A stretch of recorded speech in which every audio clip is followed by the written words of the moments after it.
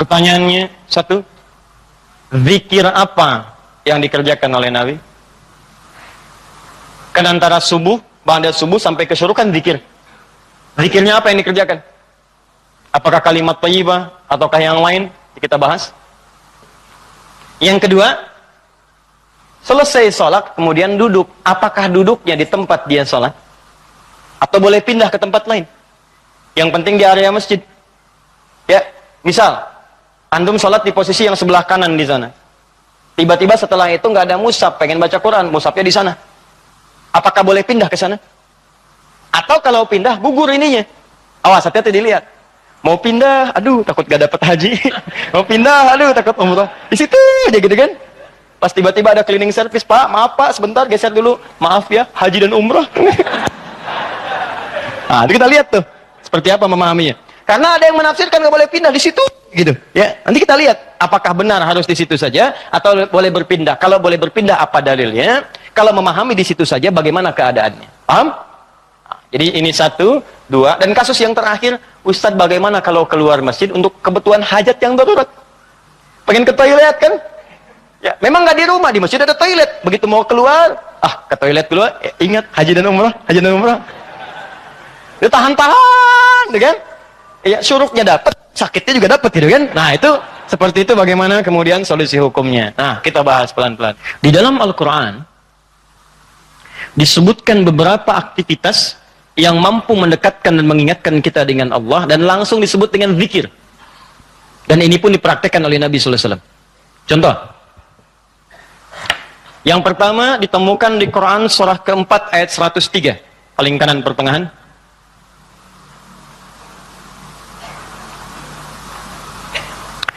فَإِذَا قَضَيْتُمُ الصَّلَاةَ فَاذْكُرُوا اللَّهَ قِيَامًا وَقُعُودًا وَعَلَى جُنُوبِكُمْ. Maka jika Anda telah tuntas mengerjakan salat, maka segeralah berzikir kepada Allah Subhanahu wa taala. Di amalan sunnah pasca salat berzikir, zikir dulu. Bisa Anda kerjakan kalau buru-buru ya sambil berdiri berjalan. Ini waktu umum ya.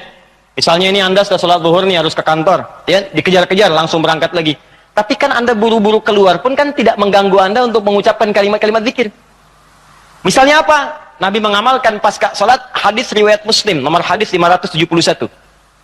Hadis riwayat Muslim. Nomor hadis 571. Setiap selesai sholat Nabi mengatakan, perhatikan kalimatnya, Astaghfirullah, Astaghfirullah, Astaghfirullah. Allahumma antas salam, wa minkas salam, tabarakta ya dzal jalali wal ikram. Apa Anda nggak bisa sambil keluar mengucapkan astagfirullah, astagfirullah, astagfirullah? Di kata Al-Quran, sesibuk apapun Anda, begitu selesai sholat apa nggak bisa sambil jalan astagfirullah, astagfirullah, astagfirullah. Daripada Anda keluar membicarakan sesuatu yang tidak penting. Bahkan nggak berkata apa-apa, jalan aja. Mendingan pakai zikir kan? Astagfirullah, astagfirullah, astagfirullah. Allahumma antas salam, minkas salam, tabarakta ya dzal jalali wal ikram. Hadis Muslim, nomor hadis 573. La ilaha illallah wahdahu la syarika lah, lahul mulku wa lahul hamdu wa huwa ala kulli syai'in qadir. Ya, kalau Anda misalnya nggak terlampau sibuk, silahkan sambil duduk. Konteks tadi setelah selesai menunaikan salat subuh, antum pengen berzikir dulu, maka jenis zikir yang pertama adalah mengucapkan kalimat-kalimat thayyibah. Kalimat thayyibah.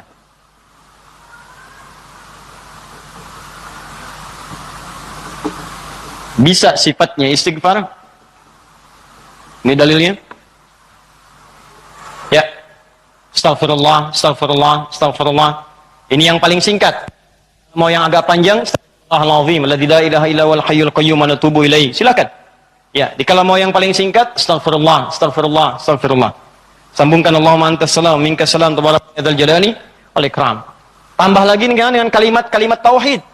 La ilaha illallah wahdahu la syarika mulku wa lahul hamdu wa huwa ala kulli syai'in qadir. Kalau mau ditambahkan yang lebih lengkap ada la ilaha illallah la syarikalah, lahul mulku wal hamdu yuhyi wa yumiitu wa huwa ala kulli syai'in qadir. Singkatnya kalimat tauhid. Nah, ini masuk dalam kategori kalimat thayyibah. Ini. Dalilnya yang ini. Hadis Muslim wal hadis 573. Diboleh selesai menunaikan salat subuh, salam ke kanan dan ke kiri, antum mulai berzikir dengan kalimat thayyibah. Astagfirullahaladzim, astagfirullahaladzim. Atau kalau mau singkat astagfirullah, astagfirullah, astagfirullah. Kan? Baik, teman-teman, ingat baik-baik ya. Karena zikir itu definisinya segala aktivitas yang membuat kita dekat dan ingat kepada Allah. Jadi ketika mengucapkan kalimat ini bukan sekedar diucapkan di lisan. Kalau cuma diucapkan, jangankan antum, anak-anak antum yang 5 tahun, 4 tahun belum balik pun bisa. Apa bedanya bacaan antum dengan bacaan mereka? Sambil ingat Allah. Sambil diingat. Astagfirullah. Apa artinya astagfirullah? Ya Allah, ampuni saya. Saya minta ampun. Ada dosa yang dilakukan, dosanya disebut dengan zambun. Sifat Allah yang mengampuni disebut ghafir. Ghafir. Muncul surat ke-40, namanya surat Ghafir. Baca ayat yang ketiga, kata Ghafir disandingkan dengan zambun. Ghafiriz zambi wa qabilit taubi. Allah punya sifat Ghafir. Ghafir pemilik ghafar, ampunan. Allah mengampuni orang berbuat dosa. Kalau Anda pengen minta ampun, ucapkan astagfirullah. Istighfar itu permohonannya. Istighfar permohonan ampun. Ucapannya astagfirullah. Ampunannya ghafara ghufran, yang punya ampunan ghafir. Kata Allah, saya ghafir. Quran surah 40 ayat 3, ghafiriz dzambi, minta ampun, hei yang punya dosa, minta ampun kepada saya. Ketika engkau minta, saya akan ampuni. Saya tanya pada antum, siapa yang nggak punya dosa? Yuk angkat tangan. Ayo, nggak usah malu, angkat aja, saya pulang. Jadi kalau nggak punya dosa, bersih kan? Nah, kalau Anda merasa banyak dosa, diberi peluang habis sholat, istighfar. Makanya ketika istighfar, jangan cuma diucapkan, coba rasakan, punya dosa apa sampai hari itu, dosa apa? Jadi begitu selesai subuh, ingat, dosa pada orang tua, dosa pada pasangan, suami pada istri, istri pada suami, dosa pada anak-anak. Anak-anak orang lain aja yang nggak punya mobil, nggak punya motor, bisa mendidik anaknya hafal Quran, sholatnya bagus. Masa antum udah banyak fasilitas ke masjid? Enggak, jemaah, enggak, bangun terlambat. Antum kurang apa lagi untuk mendidik anak dengan baik? Maka istighfari. Jangan-jangan anak itu nggak soleh bukan karena dia nggak mampu, karena antum nggak bimbing. Makanya antum akan ditanya tuh, jangan dikira mudah punya titipan anak. Jangan dikira mudah, antum akan ditanya. Kenapa ini nggak sholat? Nanti akan ada terjadi di hari kiamat, ini sahih riwayatnya, akan terjadi di hari kiamat. Nanti ada orang tua hampir ke surga, anaknya mau ke neraka, dan dia menyatakan keberatan di hadapan Allah. Begitu menyatakan keberatan, ternyata dosanya dosa orang tua. Anak itu tuh nggak menyembah Allah dengan baik karena dosa orang tuanya. Maka tertukarlah anaknya ke surga, orang tuanya ke neraka. Hati-hati. Dan ada juga yang terbalik. Orang tua ke neraka, anaknya mau ke surga. Orang tua menyatakan keberatan kepada Allah. Dan nanti kejadiannya sangat luar biasa. Nanti lain waktu kita akan bahas. Cukuplah ada banyak keterangan dalam Al-Quran. Ada yang bapaknya Nabi, Rasul bahkan, punya anak ada yang suami, istrinya nggak taat. Ada yang istrinya solihah, suaminya enggak. Seperti Asia dengan Fir'aun. Ada yang suaminya bagus, istrinya enggak. Banyak seperti Lut dengan istrinya. Ada yang bapak, anak dengan istri nggak taat. Seperti Nuh.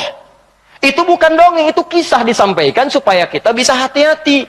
Seakan-akan Allah mengatakan begini, cukup aja orang-orang masa lalu begini, kalian jangan begitu. Saya buka kisah seperti ini supaya keluarga kalian selamat.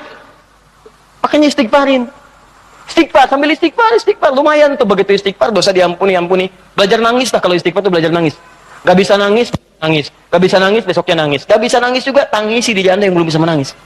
Bismillah. Ingat mungkin saat itu diwafatkan oleh Allah. Ingat. Bagaimana kalau saat itu wafat, anak Anda belum baik, istri Anda belum baik, dan Anda akan dihisab dalam keadaan sesuatu yang belum sempurna dalam kehidupan. Ya. Kemudian juga zikir. Bisa jadi juga bacaan Al-Quran. Baca Al-Quran. Itu masuk kategori zikir. Dalilnya Quran, surah ke-15 ayat 9. Al-Quran disebut oleh Allah dengan zikir. Inna nahnu nazzalna dzikra wa inna lahu lahafizun. Sungguh kami turunkan Al-Quran sebagai zikir, kata Allah. Hal yang mampu mendekatkan seseorang dengan Allah. Makanya kalau antum sedang baca Al-Quran, bukankah perasaan Anda merasa lebih dekat dengan Allah? Ya, kalau nggak percaya silahkan. Lebih dekat gitu.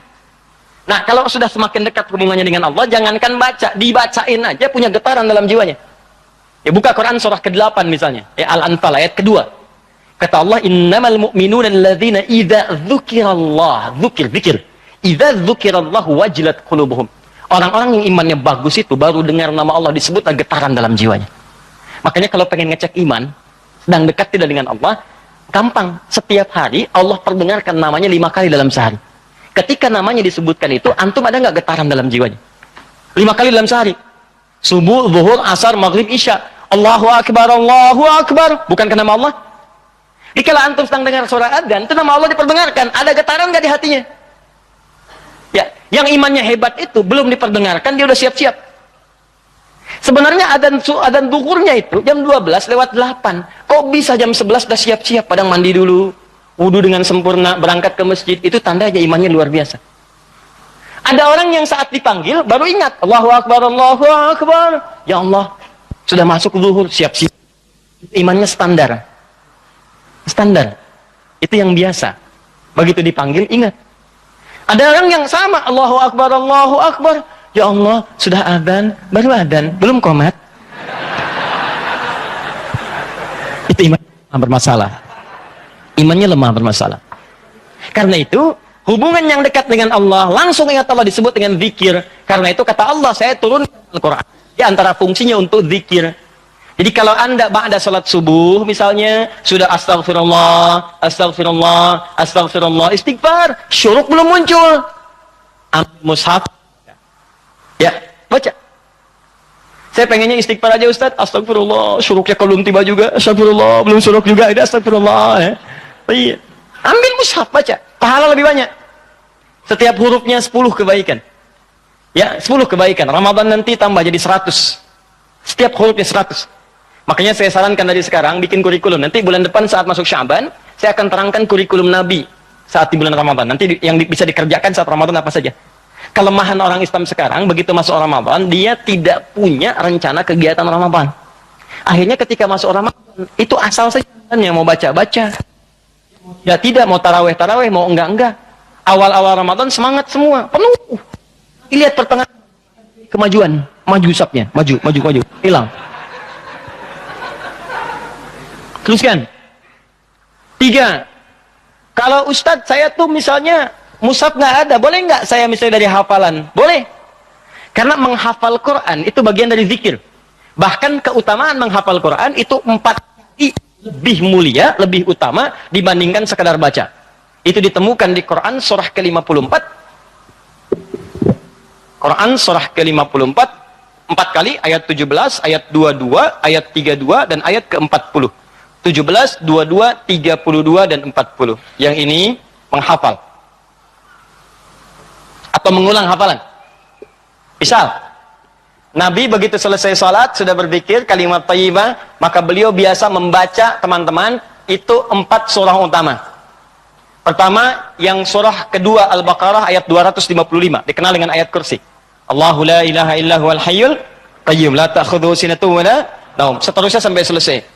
Setelah itu membaca Al-Ikhlas, Qul huwallahu ahad. Setelah itu membaca Al-Falaq, Qul a'udzu birabbil falaq. Setelah itu membaca An-Nas, Qul a'udzu birabbin nas. Kalau Anda ingin memilih seperti bacaan Nabi, boleh. 4 ini dibaca. Ayat kursi, Al-Ikhlas, Al-Falaq, An-Nas. Kalau Anda ingin mengulang-ulang hafalan Anda, juz amma misalnya boleh. Baca misalnya Amma yatasaalun an-naba. Atau saya mulai dari ad-duha boleh. Wad-duha wal laili idza saja, terus baca sambil menunggu syuruk, sambil mengulang-ulang hafalan. Sah. Zikir. Teruskan, ada juga bentuknya doa. Doa bagian dari zikir. Doa. Dari mana taunya Ustaz? Quran surah ke-7 ayat 205. Praktek nabinya bagaimana Ustaz? Hadis riwayat Ibnu Majah. Nomor hadis 925. Di saat Anda berdoa, itu Anda sedang berzikir. Ya, makanya kan ketika Anda berdoa, Anda merasa lebih dekat dengan Allah kan? Ya, merasa nyambung gitu. Ya, perhatikan kalimatnya. Ketika Anda berdoa disebutnya zikir. Wadhkur rabbaka darru'an wa khifatan wa dunal jahri minal qawl. Kata Allah, kalau Anda sedang punya masalah, ada persoalan, jangan mengeluh. Jangan mengeluh, apalagi bikin status, nggak menyelesaikan masalah. Gak masalah bikin status. Dia tidak seperti yang aku kira. Selesai juga enggak. Terus nungguin komentar, itu paling kasihan tuh, nungguin gitu. Aduh, kasihan, belum ada yang komen. Ya, udah 2 jam baru muncul. Kenapa Jeng? Gitu kan, baru dijawab. Iya ya, gelisah hati ini. Muncul lagi komen yang lain. Duh, nggak nyangka ya, nyangka. Capek, nggak selesai. Masalah selesai tidak, cuma nambah masalah aja. Kata Allah, kalau punya masalah, tenangkan hati, berdoa, sebut nama Allah. Itu lebih memberikan ketenangan. Zikir itu selain mendekatkan kita pada Allah, zikir itu membuat hati lebih tenang. Tenang. Makanya ketika Allah menyebutkan fungsi zikir di Quran surah 13 ayat ke-28, Allah sampaikan begini, ala bidzikrillahi tatma'innul qulub. Kamu mesti yakin, kata Allah, dengan berzikir kepada Allah, hati kamu akan tenang. Makanya kalau sedang punya persoalan, bawa ke zikir. Ambil wudu, baca Quran. Begitu antum baca Quran, walaupun solusi belum tiba, hati lebih tenang. Dan lebih objektif, kalau orang tenang itu dapetin solusinya gampang gitu, tenang. Solusi mudah dicari. Tapi kalau antum gelisah walaupun ada solusi, nggak akan sempurna nanti masalah diselesaikan. Paham ya? Di doa itu bagian dari zikir. Di antara doa yang dibacakan oleh Nabi, itu setiap selesai sholat, itu ada kalimat singkat tapi padat. Allahumma inni atau inna. Kalau inni untuk sendiri, kalau inna untuk banyak. Allahumma inni as'aluka ilman nafi'a wa rizqan thayyiba wa amalan mutaqabbala. Ya Allah, hamba mohon kepadamu, anugerahkan hamba pengetahuan yang bermanfaat. Pengetahuan yang bermanfaat itu pengetahuan yang bisa meningkatkan wawasan dan menguatkan iman. Itu rumusnya di Quran surah 58 ayat ke-11. Jadi kalau teman-teman ngaji dengan siapapun, ustadz manapun, di tempat manapun, ukurannya dua. Wawasannya bertambah enggak? Awas hati-hati, kalau ngaji tapi wawasan nggak bertambah, itu ada sesuatu yang salah di pengajiannya. Ngaji cuman ketawa aja gitu kan? Ya, tapi nggak jelas dapatnya apa. Yang paling aneh ngaji, yang dicari-cari jin, ya kan? Atau apa, itu paling aneh itu. Apa yang didapatkan? Terus nambah hari ini sholat, ngaji ke pengajian sholat, dapat tambahan wawasan. Oh begini cara takbir yang baik, bisa sejajar dengan bahu, bisa sejajar dengan daun telinga, ya kakinya terbuka selebar bahu, badannya tegap. Jadi begitu antum praktekan, punya tambahan wawasan, kepake dalam ibadah. Oh begini cara sujud yang sempurna, ajari. Itulah yang disebut dengan teman-teman iman yang baik, ilmu yang baik. Yang kedua, imannya meningkat, lebih dekat dengan Allah. Jadi kalau antum ngaji dimanapun, di antara cirinya wawasannya luas, tapi keimanan pun bertambah. Karena ada orang yang belajar Islam Pak, cuman keimanannya makin berkurang. Itu yang paling aneh tuh orang-orang liberal. Belajar Islam ke Eropa, belajar Islam ke Amerika, pulang-pulang konslet. Betul ya, semua agama sama, menuju Tuhan yang sama, cuman caranya beda-beda. Ente ini aneh, belajar Islam pada orang yang bukan Islam. Belajar sholat pada orang yang tidak sholat, ini bagaimana bisa mendapatkan nilai-nilai sholat dalam kehidupan? Makanya pulang-pulang pada aneh. Hargailah hak LGBT. Banyak akhirnya, jadi penyakit akhirnya gitu kan. Nah, dan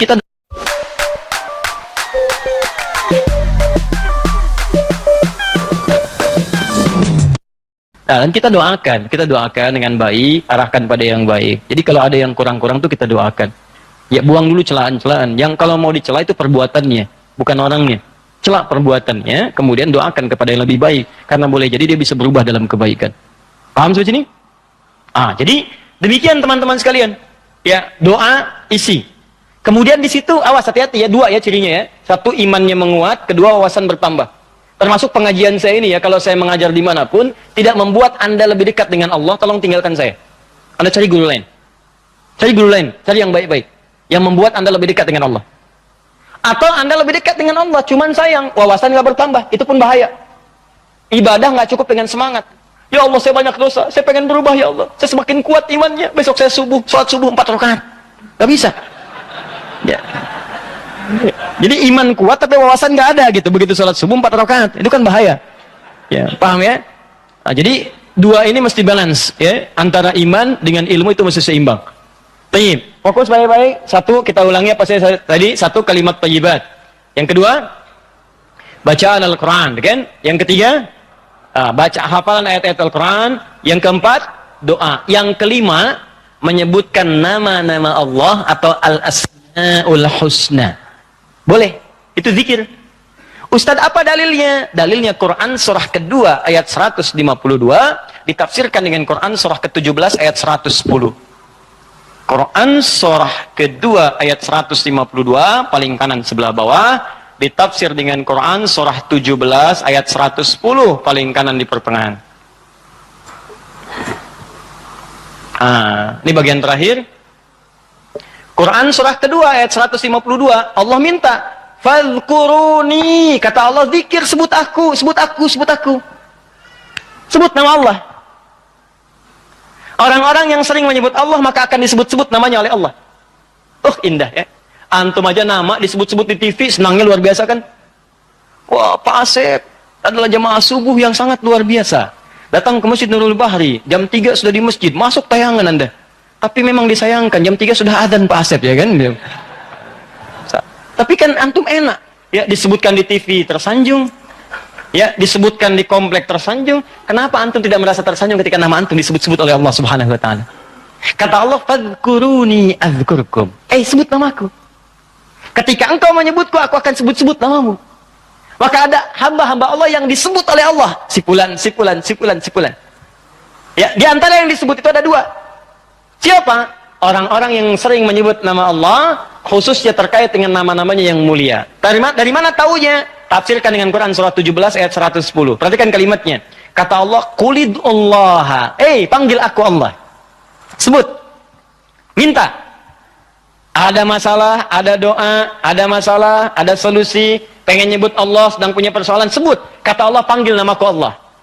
Awilur Rahman atau Ar-Rahman. Ini paling singkat kalau Anda sedang ada masalah, pengen solusi, atau pengen menyebut nama Allah, sebut Ya Allah, Ya Allah, Ya Rahman. Tapi Allah tawarkan begini, ayyamma tad'u falahul asma'ul husna. Ketika engkau ingin memanggilku, menyebutku, aku punya nama-nama terbaik yang sangat sesuai dengan kebutuhan kalian. Di teman-teman bisa sebutkan, misal Anda di pagi itu berharap rezeki pengen ditambah oleh Allah, sebut Ya Allah Ya Razzaq, Ya Allah Ya Razzaq, Ya Allah Ya Razzaq, Ya Allah Ya Razzaq. Allahumma zid fir rizqi, Allahumma rzuqni rizqan thayyiban halala. Ya Allah Ya Razzaq, Ya Allah pemilik rezeki, zidni fir rizqi, Ya Allah tambahkan rezeki saya. Allahumma rzuqni rizqan halalan thayyiban. Berikan rezeki kepada saya yang halal dan yang terbaik yang mampu saya dapatkan. Anda sedang punya persoalan, sebut namanya Ya Allah Ya Al-Fattah, Ya Al-Fattah, Ya Al-Fattah. Iftah li kullil khair. Ya Allah Ya Al-Fattah yang pemilik segala solusi, bukakan kepadaku solusi terbaik dari setiap persoalan yang aku alami sampai dengan saat ini. Anda ada yang ganggu di pekerjaan, ada yang sedang usil iseng, sebut Ya Allah Ya Jabbar, Ya Jabbar, Ya Jabbar, Ya Malik. Ya Malik, Ya Rabb, Ya Malik, Allahumma Ya Jabbar. Ya Allah yang Maha Pelindung, Raja dari segala raja, lindungi aku dari tangan-tangan orang-orang yang jahil. Anda sedang banyak ujian, sebut Ya Allah Ya Sabar, Ya Sabar, Ya Sabar, Ya Sabar, zidni sabra. Ya Allah yang Maha memiliki segala sifat kesabaran, tolong tambahkan kesabaran pada diriku untuk bisa mampu mengatasi ujian yang tengah engkau ujikan. Anda yang sedang mau ujian, Ya Allah, Allahumma Ya Alim, Ya Alim, Ya Alim, Ya Alim, alimni Ya Allah ma jahiltu, wanfa'ni bima ta'allamtu, wa najihni fi imtihani Ya Allah bima radit. Ya Allah yang Alim, yang Maha pemilik ilmu, tambahkan ilmu kepadaku, ajarkan apa yang belum aku ketahui, berikan manfaat pada apa yang telah aku pelajari, dan luluskan aku dalam ujian yang akan aku alami. Minta. Kata Allah, udkurni, fadkuruni, adzkurkum. Sebut saya, aku sebut kamu. Engkau panggil namaku dengan nama terbaikku, aku berikan kemuliaan sesuai dengan apa yang kau butuhkan. Cukup Pak, 5 ini kerjakan habis subuh, selesai. Astagfirullah, astagfirullah, astagfirullah. Allahumma antas salam. Habis itu baca Quran. Baca Quran diulang. Ya, ayat kursi, Al-Ikhlas, Al-Falaq, An-Nas. Habis itu kemudian antum berdoa, habis doa sebut nama Allah. Begitu lihat jam 8. Pip bunyi, waktu syuruk muncul, gitu kan? Kan sekarang ada zaman digital kan? Zaman digital. Ya, ngitungnya gampang kok. Biasanya itu kalau dari subuh teman-teman dari waktunya itu 1 jam, 1 jam setengah itu udah masuk syuruk. 1 jam lah. 1 jam. Jadi kalau sekarang kurang lebih jam 5 misalnya, ya itu 1 jam kemudian, terus 1 jam lewat 10-15 menit sudah masuk ke syuruk. Ya, jadi begitu sudah masuk syuruk, ya antum tunaikan salat 2 rakaat. Ada yang nunggu dulu 5 menit supaya lebih aman misalnya, silakan. Gak ada masalah, tunggu 5 menit selesai, tunaikan salat 2 rakaat. Begitu salat sujud lamain. Ya Allah, dekatkan aku kepadamu. Ya Allah, jadikan aku terhubung dengan ridha-Mu. Ya Allah, berikan aku kemuliaan-kemuliaan. Sekalipun belum haji, berikan pahala haji dan umrah kepadaku. Masya Allah. Ya, begitu antum selesai, salam dapat senilai haji dan umrah. Luar biasa. Begitu dapat, keluar masjid meninggal dunia misalnya. Luar biasa. Pahala surga lah seperti itu.